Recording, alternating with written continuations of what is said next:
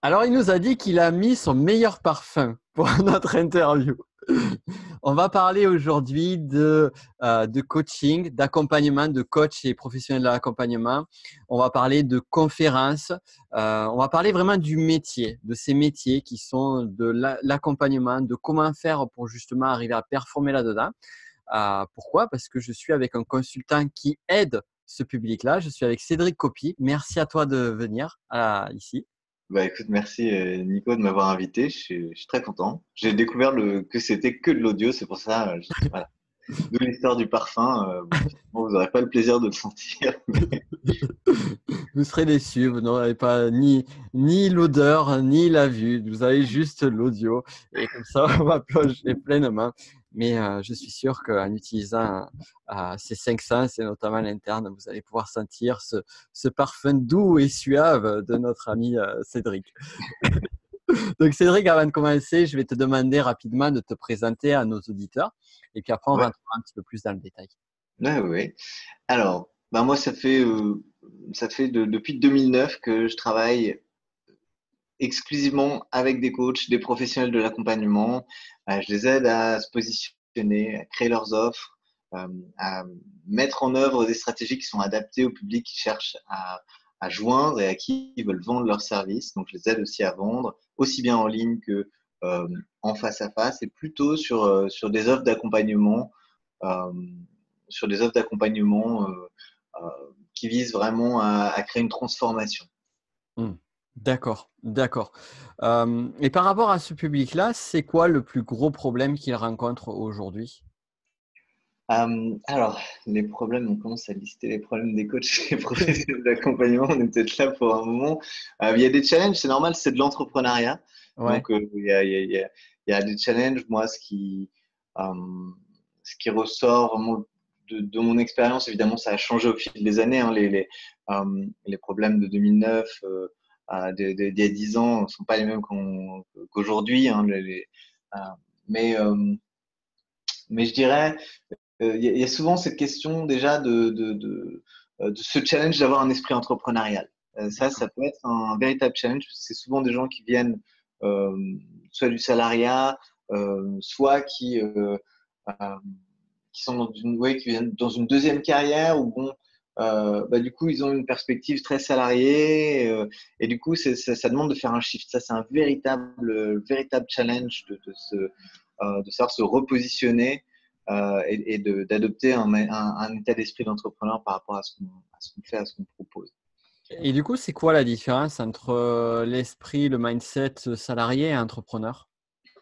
Bah, le mindset du salarié, il vient en proposant un tarif à l'heure, il vient avec en tête un tarif à l'heure qui correspond à une somme d'argent, un tarif qui va arriver directement dans sa poche, alors que Hmm. en fait, euh, c'est pas du tout la réalité. Donc il y a cet aspect-là, il y a du coup ces calculs de voilà combien d'heures je dois vendre pour arriver à me faire un salaire qui équivaut à ce que j'avais avant, parce que du coup il y a beaucoup ce référentiel-là. Mhm. Euh, il y a beaucoup cette notion de mettre en avant plutôt un service et les moyens qu'on met en œuvre plutôt que les bénéfices de ce qu'on propose et de la transformation qu'on va apporter. Donc il y a voilà, toutes ces choses-là qui peuvent vraiment être bloquantes et être euh, un peu la balle dans le pied qu'on peut se tirer très, très tôt si on ne fait pas un shift, déjà. Ça, c'est. Hmm. Alors, c'est un très bon point que tu soulignes parce que figure-toi que c'est quelque chose qui m'a suivi très longtemps. C'est-à-dire que j'avais le référentiel quand je créais même une formation numérique. Et c'est tout à fait légitime de le faire.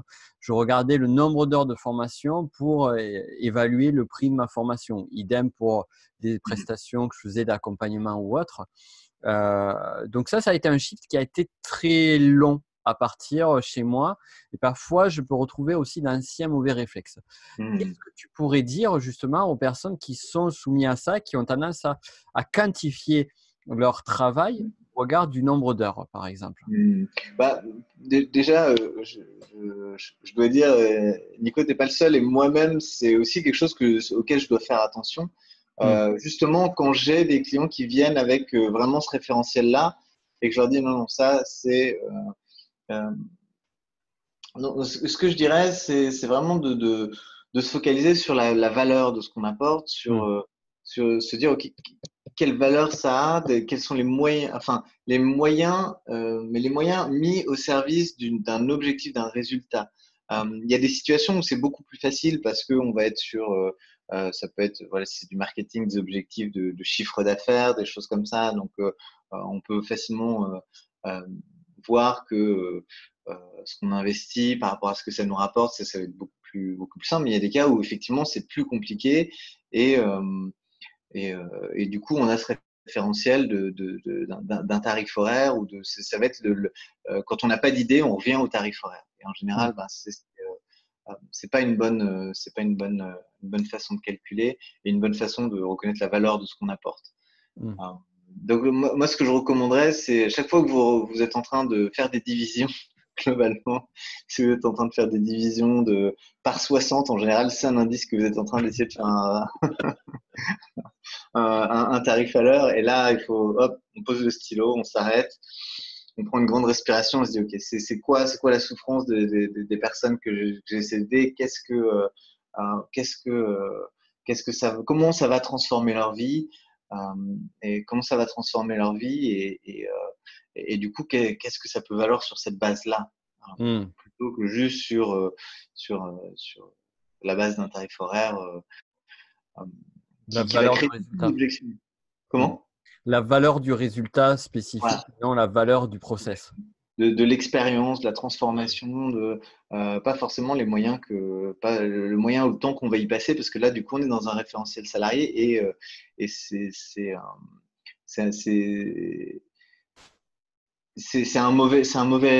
pas un bon levier de c'est pas un bon levier de son expertise et de ce qu'on a apporté parce que la mesure du temps, c'est toujours, c'est toujours rallié à cette, voilà, je vends mon temps en gros, le salarié vend son temps en gros, donc il fait un peu une espèce de rabais là-dessus, son employeur, du coup, achète en gros ce temps-là, mais c'est pas du tout euh, c'est un référentiel qui va créer des objections chez les clients ensuite. Mm. Notamment si on leur dit qu'on est mieux payé à l'heure qu'eux, alors ça peut être rédhibitoire. Complètement. Et je rajouterais aussi un point qui pourrait vous aider justement dans cette perception-là. C'est imaginer que vous souhaitiez arrêter de fumer, enfin que quelqu'un souhaite arrêter de fumer Mhm. et il y soit arrivé.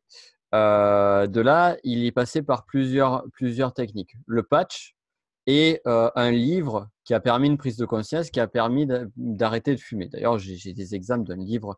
Tu connais peut-être le livre d'Alan Carr, je sais Mhm. pas comment il Ouais. s'appelle, j'ai un ami qui était devenu végétarien grâce à justement ce bouquin.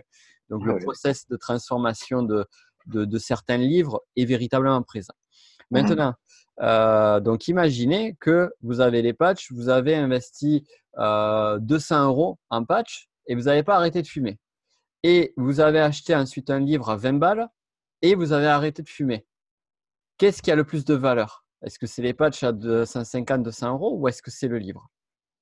Et là, du Mhm. coup, on a la fameuse réponse à la question, c'est pas la valeur du process en tant que tel, puisque finalement, Mhm. le patch coûte plus cher que le livre, mais c'est la valeur du résultat. Et, euh, Mhm. et donc là, voilà, c'était juste la petite parenthèse pour rejoindre Mhm. ce que tu viens de Et, dire. et pour compléter l'exemple que tu donnes, ben, si on réalise l'économie que ça peut représenter d'arrêter de fumer par rapport à la consommation qu'on a, on peut très vite se rendre compte que ça pourrait au moins valoir, on- Hmm. être sûr d'arrêter de fumer, ça peut au moins valoir, je sais pas, peut-être plusieurs mois de consommation de cigarettes Ouais. ou 6 mois, sans compter la valeur sur la santé, et puis d'utiliser aussi une méthode qui va être durable, Hmm. qui va être et qui du coup, voilà, va vraiment représenter un gain aussi bien pour la santé qu'un gain financier. Hmm. Donc ça, c'est toujours difficile à estimer. Mais en tout cas, ça ne peut pas juste se résumer à un nombre d'heures passées, quoi. Hmm. D'accord, super intéressant. Alors, je me rappelle, on s'est rencontrés la première fois, c'était en 2016 au Salon des indépendants du web, Ouais, c'était. ouais. Et ça faisait très longtemps que je te voyais sur Internet, peut-être 2012, 2011, je sais pas. Mais ça Mhm. faisait un bail que je voyais ton nom sur Internet, que j'avais lu des articles à toi. Et donc, du coup, j'en viens à ma question. C'est comment, eh bien, tu trouves tes clients aujourd'hui? J'imagine que tu utilises pas mal Internet, peut-être pas que. Quelles sont tes stratégies justement pour arriver à trouver ton public et tes clients? Mhm. Ouais. Alors, en fait, moi, j'ai vraiment pris le parti d'être un peu, de faire de la recherche et du développement pour mes clients parce qu'ils viennent me voir avec des cibles B2B, des cibles plutôt des particuliers ou des fois ils savent pas encore. Hmm. Euh, et puis, et du coup, ben, en fonction aussi de leurs appétences, c'est-à-dire qu'est-ce qu'ils aiment faire pour communiquer, pour communiquer la valeur de ce qu'ils ont apporté, c'est l'essence du marketing. Hein. Hmm. Ben, en fonction de ça, c'est là que ben, moi, j'ai fait en sorte de tester un maximum de choses et de pouvoir, du coup, leur dire, OK, pour toucher cette cible-là, on va mettre ça, ça en place. Et puis, on va essayer de pas mettre tous ses œufs dans le même panier. Euh, de façon, bah déjà, dans un premier temps, tester, voir ce qui fonctionne, voir ce qui a besoin d'être amélioré, voir ce qu'il faut mettre de côté, et avoir un peu un processus itératif comme ça. Hmm. Donc, moi aujourd'hui, ce que j'utilise, bah, c'est vrai que dès le début, Internet, c'était une de mes forces. C'était un ancien informaticien qui découvre le marketing dans son tout premier job, qui découvre aussi le coaching, et qui se forme, et puis à un moment se dit, bah, en fait, il y a un besoin là-dessus, donc c'était en 2009. Bah, c'est vrai que le web, c'était vraiment ma force. Et au début, c'est ce que je proposais aux coachs et professionnels de l'accompagnement, c'était d'utiliser leur site internet pour trouver des clients. Et en fait, je me suis rendu compte assez vite que le symptôme d'un site internet inefficace, c'est en fait bien souvent le, le, le, la qualité du message, du marketing sur un site internet et qui enfin, reflète directement la compréhension que la personne a de son marché, de la valeur qu'elle apporte, etc. Donc je me suis rendu compte que effectivement c'était pas juste le site internet, parce qu'à l'époque dans leur tête les gens, les coachs, un site internet, bah, il fallait le donner au webmaster, on cochait la case puis on passait à autre chose. Mais en fait ils voyaient pas du tout le potentiel que ça avait. Donc moi c'était d'abord là-dessus et ensuite je me suis rendu compte plus profondément après des sondages et m'être cassé la gueule quelques fois sur des formations qui du coup n'ont pas trop marché. J'ai compris qu'en fait c'était plus, il fallait se repositionner sur comment vendre, comment créer ses offres, comment se positionner, comment générer des rendez-vous, et que c'était beaucoup plus là que ça se passait, et que le site internet, oui, ça a une stratégie, mais que c'est pas forcément pour tout le monde. Hmm. D'accord, d'accord. Donc, en fait, toi, tu as fait un petit peu du bêta testing, on va dire, pour tes clients, de ce qui marche pas. Et toi, aujourd'hui, qu'est-ce qui fonctionne le mieux pour l'acquisition de clients? Est-ce qu'il y a un support, un média en particulier, ou est-ce que c'est quand même assez… Alors, moi, ouais, comme je dis, j'ai tout testé. Bon, j'ai mon blog professionnel hein, sur lequel j'ai plus de 200 articles. Euh, donc ça, c'est une source de trafic et de prospects. J'ai beaucoup développé les différents réseaux sociaux. Tu Euh, l'alimentes encore, ton blog? comment? Tu l'alimentes encore, ton blog? Ouais, ouais, j'alimente encore. Régulièrement, là même là sur les 3-4 derniers mois, j'ai mis une douzaine d'articles par mois, donc quand même D'accord. Waouh. de manière assez soutenue. Euh, et puis, ouais, et en même temps, si on ne l'entretient pas, le trafic peut vraiment baisser, se casser la Hmm. gueule, quoi. Hmm. Parce que si Google ne voit plus de mise à jour, eh ben, il va le mettre de plus en plus loin dans ses sites à revisiter, alors que s'il y a des Hmm. publications régulières, il va faire en sorte que ces petits robots y aillent plus régulièrement. Euh, donc ouais, ça reste quand même important de publier plus ou moins régulièrement.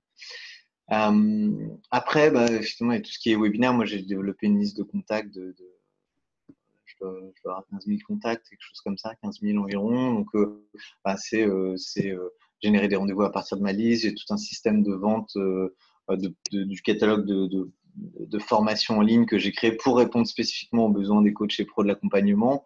de quoi mettre sur son site web, à comment organiser ses propres conférences, ateliers et les remplir, et vendre et générer des rendez-vous lors des conférences. Donc en fait, moi j'ai vraiment exploré tous ces domaines-là. Donc ma liste de contacts, mon site web, ma liste de contacts. Les réseaux sociaux, j'ai mis en place des stratégies actives sur LinkedIn. Mhm. J'ai une présence sur les différents réseaux sociaux. Donc, il y a ça. Et puis après, il y a tout ce que je fais hors ligne. J'organise des événements qui s'appellent Booster Entrepreneur Solo, Mhm. principalement sur Lyon, où alors, en général, il y a on va dire 25-30 participants qui viennent sur un après-midi. Et c'est comme ça aussi que bah, je génère des rendez-vous par ce biais-là. J'ai monté aussi un réseau. Alors pour moi, le réseautage, par exemple, c'est vraiment une stratégie à utiliser qui est plus intéressante quand on est soi-même l'initiateur du réseau, parce que du coup, bah, tout le monde passe par Hmm. on est amené à rencontrer tout le monde puisqu'on est le point de contact lorsque les gens arrivent. Et ça, bon, je trouve ça beaucoup plus intéressant et ça donne un positionnement plus intéressant aussi que simplement d'arriver en tant que participant à une rencontre. Donc, créer soi-même son propre réseau, son Voilà, propre événement. Euh, exactement, pour proposer aux gens de venir échanger autour d'une thématique voilà, sur laquelle on a une forme d'expertise. Donc le but, c'est plutôt de créer du lien, d'échanger, de développer un réseau. Et dans le lot, il y a forcément au bout d'un moment des gens qui disent ah bah tiens, ça m'intéresse ce que tu fais. Et des fois, ils viennent juste pour vérifier si ce qu'ils ont vu sur Internet correspond à la réalité, quoi. Et qu'est-ce que tu recommanderais justement aux personnes qui souhaitent, qui aimeraient développer ça justement? Comment on fait pour commencer à créer des événements, un réseau? Quels seraient les bons conseils pour développer ce type de stratégie-là? Euh, Bah en fait, l'appui qui est toujours intéressant, même aujourd'hui, même s'il y a toujours des gens qui sont là pour dire oui, ça c'est mort, l'email c'est mort, etc. Non, pas du tout en fait. Pour moi, c'est construire cette base de contact de gens qui vous suivent sur un sujet clairement identifié, un sujet clair, pas juste améliorer sa vie, parce qu'améliorer sa vie, ben, c'est devenu du bruit aujourd'hui sur Internet. Il faut avoir une proposition de valeur aussi différenciée que possible, sur laquelle les gens vont avoir envie de vous suivre. Et ça, c'est une urgence. Si vous entendez, ça, c'est- C'est c'est l'urgence du moment. voilà, c'est ça, c'est l'urgence du monde. Si vous avez pas commencé à construire, à vraiment identifier là où vous avez une valeur ajoutée et à construire une base de contacts qui vous suivent par intérêt sur le sujet et du coup avec un intérêt potentiel pour vos services que vous allez proposer ensuite, ben, si vous ne l'avez pas encore démarré, ben, faites-le là, juste à la fin de ce podcast, quoi. Hmm, hmm. C'est, c'est, euh, c'est comme pour planter un arbre. D'accord, intéressant. Tu m'as dit aussi que tu es conférencier. Mhm. J'aimerais que tu nous parles un peu plus de cette activité et sous un axe tout particulier. On a un peu discuté en off, tu m'avais parlé du côté introverti. Alors, comme moi Mhm. et comme beaucoup d'auditeurs, certains sont extravertis, d'autres introvertis.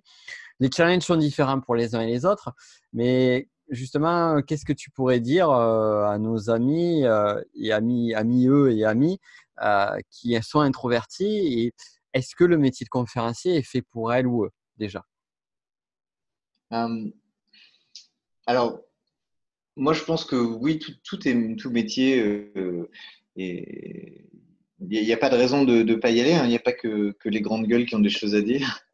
C'est- Donc, moi, j'ai vraiment, j'ai un nature, si on se penche sur le MBTI, moi, je suis un introverti. J'ai beau avoir, je fais de l'improvisation théâtrale depuis plus de 10 ans, euh, je, je monte sur scène dès que je peux, soit dans le monde professionnel, soit dans le monde, soit dans mes vies personnelles pour aller faire du stand-up, des scènes ouvertes, des choses comme ça. Et pourtant, je reste introverti. C'est-à-dire que, au sens du MBTI, moi, j'ai besoin de moments pour me recharger dans mon Pour te coin. recharger seul, ouais. Euh, Quand le téléphone sonne, c'est ah tiens, qui vient me déranger plutôt que ah Mm. chouette, quelqu'un m'appelle. Donc c'est vrai, c'est plus comme ça que, euh, que je me repère dans le côté introversion, extroversion et Tout à fait. extraversion. C'est bien de Euh, préciser, ouais. Mm. mais ça ne veut pas dire que du coup, si on a cette tendance-là d'avoir besoin de se régénérer dans son coin, seul par moment, Euh, ça veut pas dire qu'on peut pas être conférencier, pas du tout. Moi, je prends un plaisir énorme à être sur scène, mais c'est vrai qu'une fois que c'est terminé, ben, j'ai besoin euh, de ce temps dédié. Qu'on te foute la Seul. paix. Voilà, exactement, ouais, exactement. De pouvoir recharger mes batteries en me reconnectant voilà, à moi-même, Ouais. à la tranquillité, au silence, quoi. Ah Donc, ouais, non, mais voilà, si vous êtes introverti, ça demande mais ça s'équilibre. Moi, aujourd'hui, quand je fais le test du MBTI, en fait, le test me sort que je suis plutôt extraverti, mais hmm, tu vois, le pourcentage, c'est genre hmm, 58 ou 54, 46, quoi. Donc, ouais. ça a vraiment équilibré. Là où avant, j'avais une forme presque d'anxiété sociale. Je pouvais pas être avec plus de 3 personnes dans la même pièce.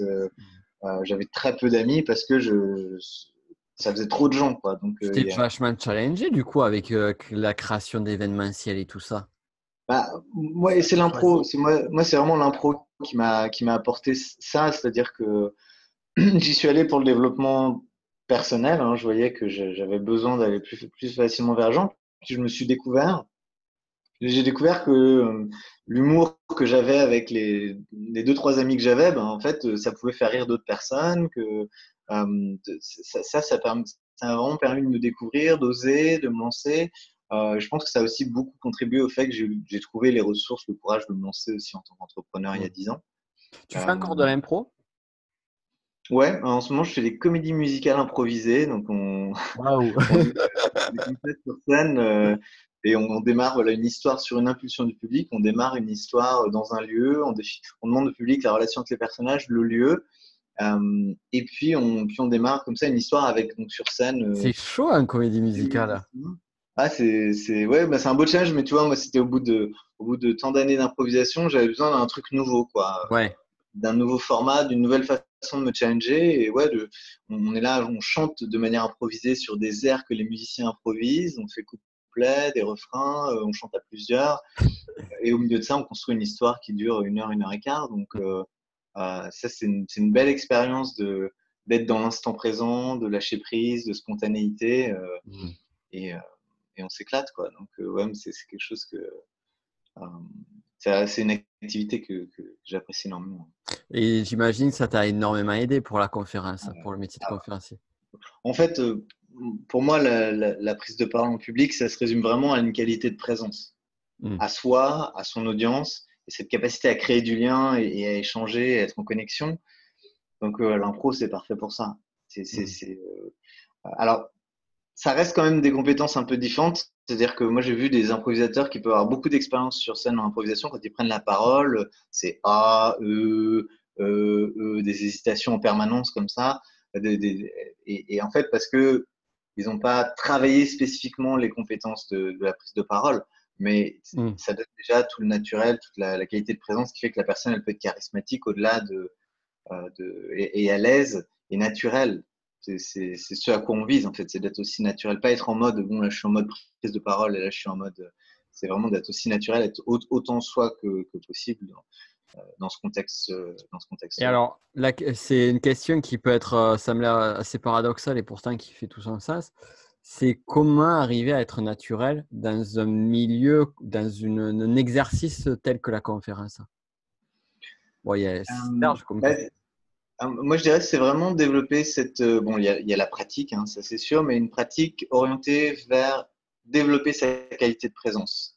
Et c'est ce que fait naturellement l'impro. L'improvisation développe la qualité de présence parce que quand on est à plusieurs sur scène et que il y a le musicien qui commence à démarrer de la musique, il y a quelqu'un qui rentre, qui nous dit quelque chose, il faut l'écouter. Dans quelle émotion il nous le dit, il faut y répondre, mais de manière rapide. Donc en fait, on développe énormément la qualité de présence et c'est vraiment ce qui fait un bon orateur. Un orateur qui est présent qui se laisse pas embarquer par ses émotions, par son stress, par son trac, mais qui est présent et qui pratique dans la présence, va être un bon orateur, un bon conférencier et va pouvoir être naturel sur scène. D'accord. Donc la présence, sinon il y a aussi voilà une dizaine d'heures de méditation par jour pendant une dizaine d'années. Mais bon, c'est C'est c'est une un autre approche. voilà. Ouais. Il prend un peu plus de temps. Mm. D'accord, super, super. Et tes conférences, tu les fais sur quelles thématiques? J'imagine sur les thématiques qui sont en lien avec ton cœur de métier. Alors, là, sur l'axe conférencier, moi, j'ajoute aussi, donc évidemment, il y a la dimension marketing, hein, ça fait partie un peu de mon ADN maintenant, mais il y a aussi la dimension prise de parole et mettre de la spontanéité là-dedans et, et de l'humour. Donc, les sujets de mes conférences, par exemple, j'ai une conférence sur 7 principes pour convaincre avec la prise de parole en public. Hmm. Là, je fais appel à des principes de l'influence, du marketing, mais je traduis ça dans le contexte de la prise de parole. Parce que, en fait, quand on prend la parole en public, la plupart du temps, c'est pour convaincre les gens. Hmm. C'est pour les convaincre de quelque chose, pour faire passer un message, une idée, pour qu'ils adhèrent à ce qu'on propose. Donc, euh, donc, voilà, j'ai donné cet angle-là. Et puis du coup, je fais en sorte de mettre à l'intérieur des choses expérientielles, des choses que les gens vont vivre, euh, qui vont au-delà de juste écouter mentalement, rigoler un peu et puis passer à autre chose, mais vraiment que les gens aient vécu les choses. J'aime beaucoup faire venir des gens sur scène aussi et j'utilise en fait les ressorts de l'impro qui font que on casse ce mur entre celui qui sait et puis les autres qui écoutent et qui sont là. Mais en fait, autant que possible, briser ce mur pour dire on est plus intelligents tous ensemble. Moi, je viens vous parler d'un sujet, j'ai préparé des choses évidemment, mais aussi il y a une part, laissons une place à ce qui peut émerger et qu'on ne sait pas on ne sait pas encore qu'on sait ça ensemble. Donc, euh, donc venez me rejoindre et voyons ce qu'on peut vivre. D'accord, ouais. Donc, du coup, oui, tu utilises tous les outils justement, ou du moins certains outils de l'impro qui te permettent d'enrichir encore plus ton expérience. Tu Ouais. m'as dit aussi, hein, tu es coach certifié. Mhm. Donc, j'imagine que tu t'es formé à quelques disciplines. Tu les intègres dans ton métier de consultant aujourd'hui? Comment tu fais dans le métier de conférencier? Quel est ton lien entre le consulting, le coaching et ces deux mondes-là qui finalement sont complémentaires? Ouais, ouais. En fait, ce qui différencie c'était Alain Cardon que j'avais entendu en parler de ça. C'était qu'est-ce qui différenciait coaching, formation et conseil. Et en fait, pour moi, c'est des façons d'accompagner, c'est des modes, c'est des postures qu'on va adopter en fonction des besoins du client. Et pour moi, il n'y a qu'une chose qui est importante, c'est aider notre client à avancer, à transformer ce qu'il a besoin de transformer. Et pour ça, ben, moi, ma perspective, c'est passer d'une posture à l'autre, de la posture de coach. Il a besoin de clarté, s'il a besoin de lever des blocages, de libérer certaines émotions, de clarifier peut-être des choses pour pouvoir continuer à avancer dans l'action. Si je vois qu'il a besoin de ressources, ben, je vais pas continuer à lui poser des questions ouvertes euh, mais voilà, si j'ai des ressources à lui proposer, ben là, je vais plutôt mettre ma casquette de consultant je vais le faire bénéficier de mon expérience dans le domaine. Et puis la formation, ben, lorsque besoin, ben, des fois, on a juste besoin de se mettre à niveau avec de la formation. Hmm, d'accord. Donc c'est de pouvoir passer d'une posture à l'autre en fonction de ce qui est le plus au service du client et pas juste rester Hmm. dans la posture de ah, moi je suis coach et je fais que du coaching et je pose que des questions parce qu'on arrive à des choses absurdes. Une fois, j'ai une cliente qui elle crée un blog puis elle me montre ses premiers articles et il y avait que des questions dedans. Elle me dit mais moi je suis coach alors je pose des questions. Mais bon, hein, t'imagines un article de blog où il y a que des questions. Au bout d'un moment, Ça marche pas trop. ça marche pas des masses. Donc il y a vraiment Ouais. des fois, c'est le besoin de dire, OK, oui, c'est bien de connaître les postures et de les utiliser, mais de les utiliser à bon escient au moment où il y en a besoin. Donner la permission aussi, quoi, parce que c'est ça qui se cache derrière. C'est finalement, euh, j'imagine que cette cliente-là, au fond d'elle, au vu de tout ce qu'elle a appris au travers de son école, elle s'est interdit de pouvoir faire, de libérer vraiment toute la puissance de ce qu'elle est. Mmh. Euh, j'ai une Ouais, amie, ouais. non, je t'écoute.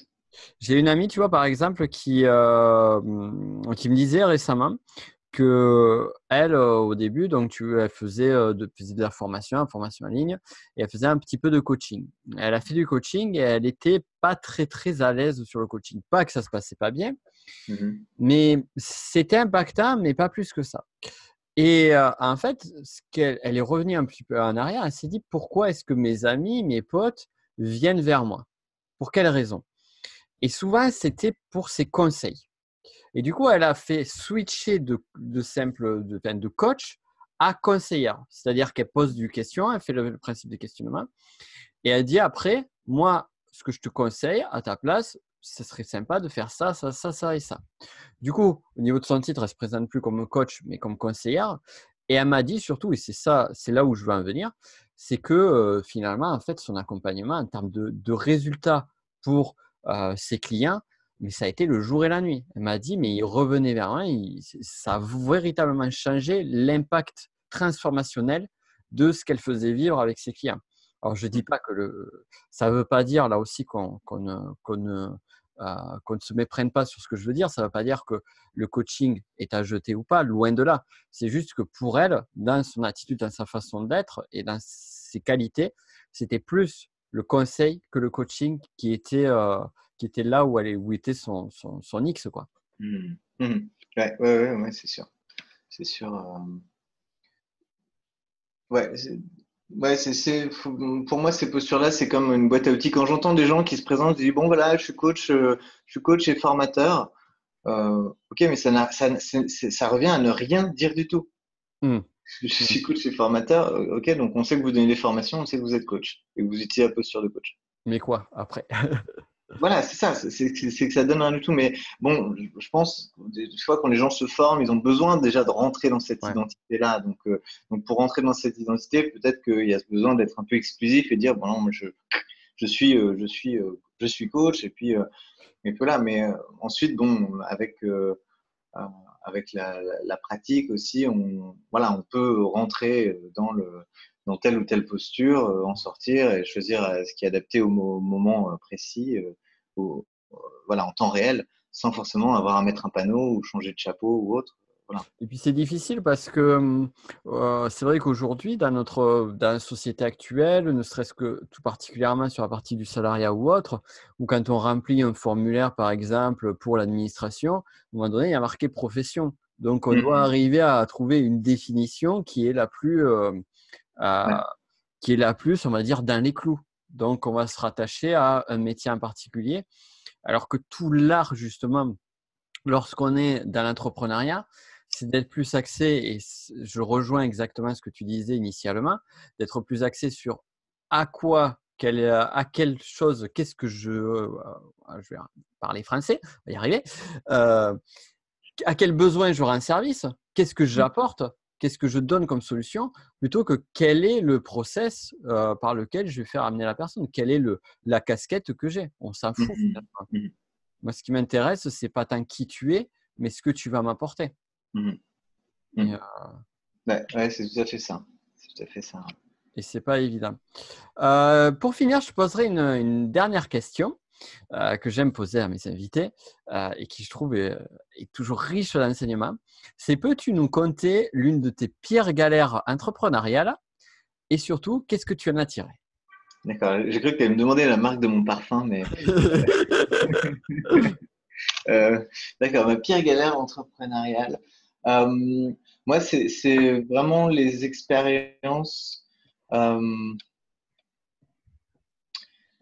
Ma pire galère entrepreneuriale, il y en a plusieurs, en fait, il peut y en avoir à différents stades.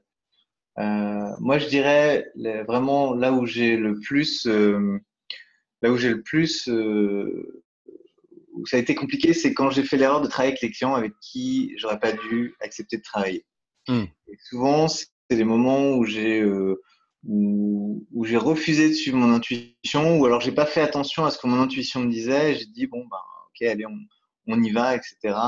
Et bien souvent, ça a été source de problèmes, c'est-à-dire que un client qui donne des signes comme ça, qui éveille une intuition de oula, faut pas y aller. En général, cette intuition-là, elle est juste. Hmm. Et moi, j'ai pas toujours su l'écouter. Bon, ça vient aussi avec le métier, hein, c'est pareil. Hein. De la même façon, quand on démarre, ce qui est vraiment galère, moi je trouve, c'est souvent de savoir où s'adresser, à qui s'adresser Ouais, et qu'est-ce qui est réellement une opportunité, qu'est-ce qui n'en est pas. Et ça, c'est des choses ça. une calibration, une expérience qu'on peut développer avec que avec la pratique et l'expérience de toute façon. Et bon, c'est aussi un peu cet autre exemple. Voilà, en général, c'est un exemple mais qui peut concerner des gens qui démarrent. Mais même au bout de quelques années, tant qu'on n'a pas rencontré le client qui va nous apprendre cette leçon-là, par exemple, ben, moi, j'ai fait plusieurs fois l'erreur, mais à chaque fois, ben, ça amène tout un tas de complications et Mm. de prises de tête qui au bout d'un moment, en fait, réellement n'en valent pas la peine. Donc, une fois qu'on a compris la leçon, ben, en général, le problème de ce type de personnes-là, soit sans même s'en rendre compte, on les fait fuir ou on donne pas suite. Mais ça, oui, ça a été vraiment. Une fois, j'ai accepté une personne qui était, enfin, qui a priori remplissait les cases de voilà d'avoir de l'expérience en entrepreneuriat, d'avoir un parcours, d'avoir du métier. Donc qui montrait plutôt patte blanche, mais qui en fait avait un problème d'addiction que si j'avais tendu l'oreille, j'aurais pu m'en rendre compte. Et, euh, et euh, assez vite, ben, au début, enfin, comme c'est des fois avec ces personnes-là, tout est tout rose, on est le meilleur des meilleurs, et puis petit à petit, on entend dire ah mais j'ai travaillé avec un tel, mais ça allait pas, je travaille avec un tel, ça allait pas, je travaille avec un tel, ça allait pas, et au bout d'un moment, voilà, on se retrouve aussi à être, après avoir été le meilleur des meilleurs, on est le pire des pires. Ouais. Et souvent, dès qu'il commence à y avoir une liste avec une ou deux personnes, c'est sûr qu'on est la troisième. Ouais, bon, c'est, après, encore une fois, on l'apprend avec l'expérience, donc, mais du coup, oui, euh, ça, c'est le genre de choses, voilà, moi je Ouais. dis, sentir son intuition, respecter son Mm. intuition Très très euh, bon conseil. et couper le plus tôt que possible parce que c'est là où on pense que, ah bah si, ça peut le faire, voilà, euh, c'est, non, l'intuition Ouais. est juste en général et il vaut mieux couper court dès que possible parce que ça évite tout un tas de complications et ça permet de se focaliser sur ce qu'on aime faire plutôt que sur résoudre des problèmes qu'on n'a pas envie d'avoir, quoi, et qu'on peut ne pas avoir. Et pas avoir peur et de se couper, vraiment garder ça en tête. N'ayez pas peur de vous couper des opportunités parce que les opportunités, il y en a juste partout, même si on ne Oui, les voit pas. et puis celles-là n'en sont pas des vraies en fait. Ouais, c'est ça, c'est des fausses. C'est au contraire, C'est plus des c'est, nids à problème qu'autre chose. exactement, exactement. Ah Donc, merde. ouais, c'est apprendre à. Mais l'intuition le sait. Donc, moi, Ouais, c'est vraiment ce que je recommanderais, c'est sentez votre intuition quand vous devez travailler de manière proche avec une personne et vous sentez qu'il y a qu'il y a des choses qui vont pas. Et ça, en général, il n'y a pas besoin c'est pas au bout de 6 mois. On on s'en le rend sent. compte assez vite. Ouais, Euh, Sentez votre intuition et surtout, euh, ouais, ça, c'est essentiel, je dirais. génial. Super Cédric. Ben, écoute, merci pour cette interview. Pour finir, où est-ce qu'on te retrouve?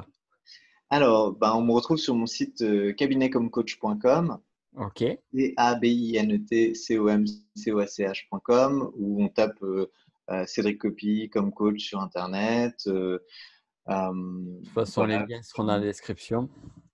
Ouais, voilà, si tu peux mettre un petit lien, ça sera parfait. Et puis voilà. Puis voilà, si vous voulez, euh, sur mon site, j'ai, voilà, comme je disais, plus de 200 articles, des vidéos aussi sur YouTube. Donc tout ça, c'est trouvable à Ce qu'il partir faut de pour mon te site. contacter, pour pouvoir bosser avec toi, Yes. tout est là. Yes, yes. Super. Mais, donc, vous avez le lien qui est juste en description de l'interview, mais comme toujours.